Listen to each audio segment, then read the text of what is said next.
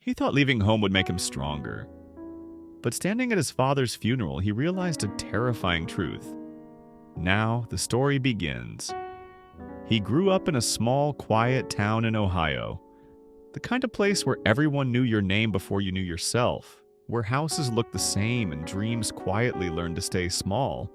And Daniel learned early how to be responsible before he ever learned how to be happy. His family was simple. A hardworking father who spoke less and worked more. A mother who carried warmth even when life was heavy. And a younger sister who believed her brother could do anything.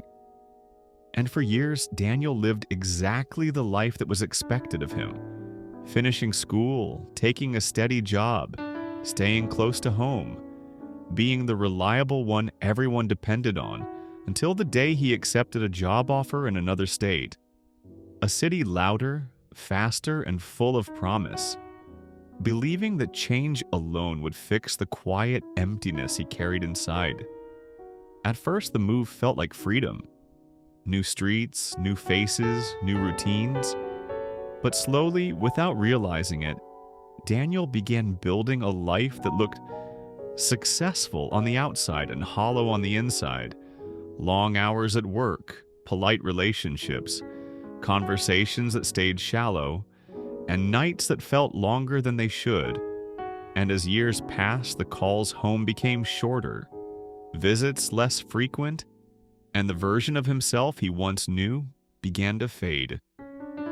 He told himself this was adulthood, this was growth, this was what men were supposed to do.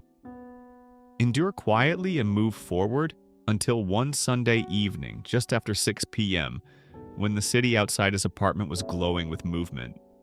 Daniel received a call from his sister's number, but it wasn't her voice on the line, it was his mother's. Trembling, careful, trying to sound strong, telling him his father had collapsed and was rushed to the hospital.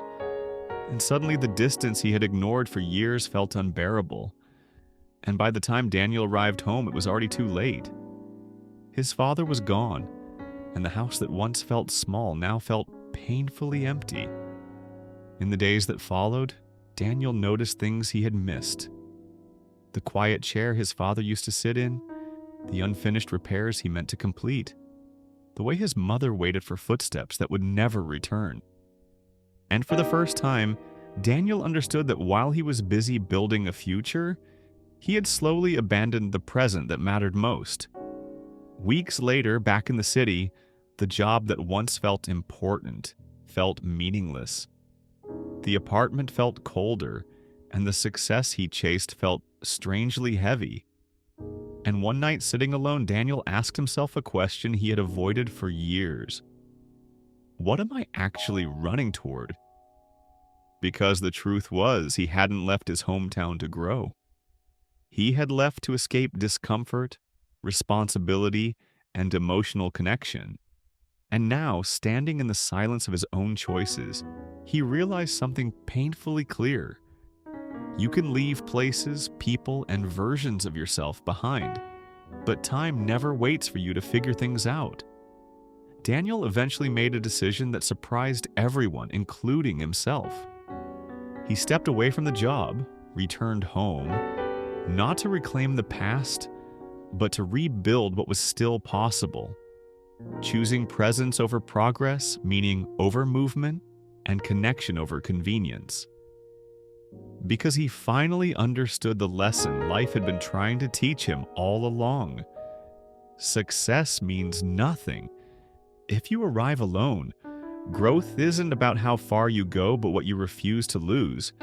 And some things, once left behind, can never be replaced, only remembered. Moral of the story: sometimes the price of chasing more is losing what already mattered. And real success begins when you stop running from the life that shaped you